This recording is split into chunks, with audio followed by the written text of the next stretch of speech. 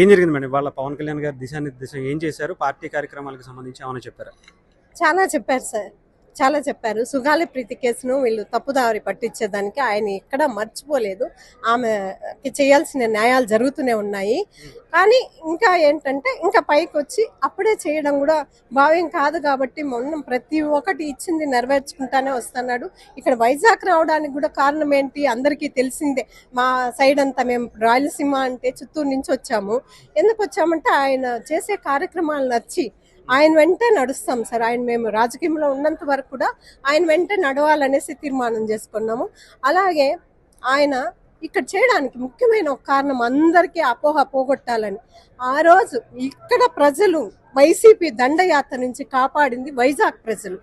ఆ కృతజ్ఞతతోనే ఆయన ముఖ్యమంత్రి ఉప ముఖ్యమంత్రి అయిన తర్వాత వెంటనే ఇక్కడ సభ ఏర్పాటు చేస్తా ఉన్నారు. మాతో అంతా కూడా మాట్లాడడం జరిగింది. మమ్మల్ని అందరిని కూడా పిలిచి విచారించారు, అందరితో కూడా మాట్లాడిచ్చారు. చాలా బాగా ఆనందంగా మాకు ఇన్ని రోజులు ఉన్న బాధ కూడా తీరింది. నాయకుడి యొక్క ఆదరణ కోసం ప్రతి ఒక్కరు కూడా చూస్తారు, అందరిని కూడా గుర్తిస్తానని మాట ఇచ్చినారు. ఇప్పుడు నేను ఇదే విధంగా మాట్లాడితే మాట ఇవ్వడం జరిగింది. తప్పకుండా అందరికి కూడా న్యాయం జరుగుతుంది. సుగాలి ప్రీతి ఇష్యూకి సంబంధించి క్లియర్ గా ఆ అమ్మాయికి న్యాయం జరుగుతుంది అని ఏమన్నా ఒక భరోసా కానీ ఇంకొకటి కానీ ఏమన్నా ఈ మీటింగ్లో ఇచ్చారా? ఖచ్చితంగా ఇచ్చినారండి. ఇప్పుడు కూడా వాళ్ళకి జాబ్ కానీ వాళ్ళ పరంగా వాళ్ళకి చేసేది లోపల చేస్తున్నా కూడా కానీ హోంమంత్రి గారితో మాట్లాడినారు.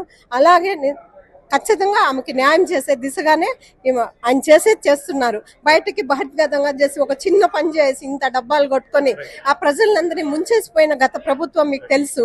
కానీ పవన్ కళ్యాణ్ గారు ఎటువంటి వ్యక్తి అనేది యావత్ భారతదేశానికే తెలుసు. మోడీ గారు కూడా అంత వెంటనే అపాయింట్మెంట్ ఇచ్చి ఆయనకి ఆదరణ ఇస్తాడారంటే ఆ రోజు ఆయన చేసిన త్యాగాలు, వాళ్ళ కోసం సీట్లు కూడా కుదించుకొని తన 3 సీట్లు కూడా వదులుకున్నారు. అందువల్లనే ఆయనకి అంత గుర్తింపు లభిస్తా ఉంది. ఎక్కడ కూడా ఆయన ప్రశంస. మేము కూడా ఇంతవరకు కూడా ఆయన వీడి మా డబ్బులు ఖర్చు పెట్టుకొని మేము ఆయన వెంట తిరుగుతున్నాము అంటే మేము ఒక ప్రజలకి ఏదో మా నుంచి ఆయన ద్వారా ఏదో మంచి జరగాలనే ఉద్దేశమే సార్.